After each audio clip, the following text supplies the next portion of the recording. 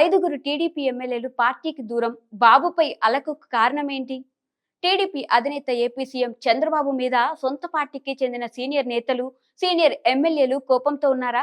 వీరంతా బాబుపై అలకబూనారా? పైగా వీరందరూ ఒకే జిల్లాకు చెందినవారు కావడంతో తెలుగుదేశం పార్టీలో ఆసక్తికర చర్చ జరుగుతోంది. అసలు విషయంలోకి వెళ్తే ఈ ఎన్నికల్లో తెలుగుదేశం పార్టీ నుంచి పలువురు కీలక నేతలు విజయం సాధించారు.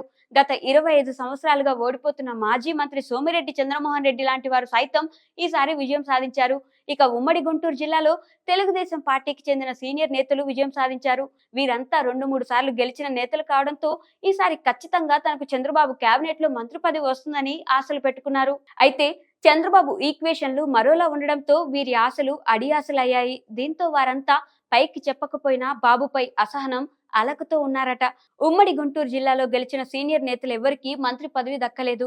మాజీ మంత్రి Prathipati Pulla Rao, Vinukonda MLA GV Anjaneyulu, Gurazala MLA Yarapathineni Srinivasa Rao, Ponnur MLA Dhulipala Narendra Kumar, Sattenapalli MLA Kanna Lakshminarayana వీరంతా సీనియర్ నేతలు. వీరిలో పుల్లారావు తెలుగుదేశం ప్రభుత్వంలో, కన్నా లక్ష్మీనారాయణ కాంగ్రెస్ ప్రభుత్వంలో మంత్రులుగా పనిచేశారు.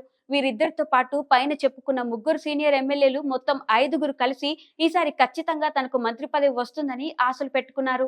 అసలు గత ప్రభుత్వంలోనే మంత్రి పదవి కోసం ఎరపతినేని, జీవి, నరేంద్ర ఆశలు పెట్టుకున్నారు.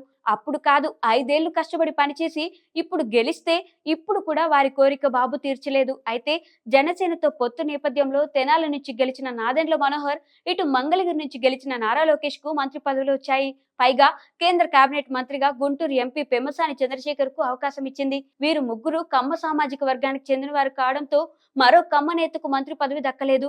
అసలు గుంటూరు జిల్లాలో సీనియర్లకు ఈ 5 ఏళ్లలో కూడా కేబినెట్ ఛాన్స్ కనపడడం లేదు. ఇక కన్నాకు కాపు కోటాలో మంత్రి పదవి వస్తుందని ఆశలు పెట్టుకున్న ఆయనకు మంత్రి పదవి దక్కలేదు. కన్నా అయితే ఎన్నికలకు ముందే ఎప్పుడో పార్టీలో చేరి సత్తెనపల్లిలో పనిచేసుకుని ఇరిగేషన్ మంత్రి అంబటి రాంబాబును ఓడించారు.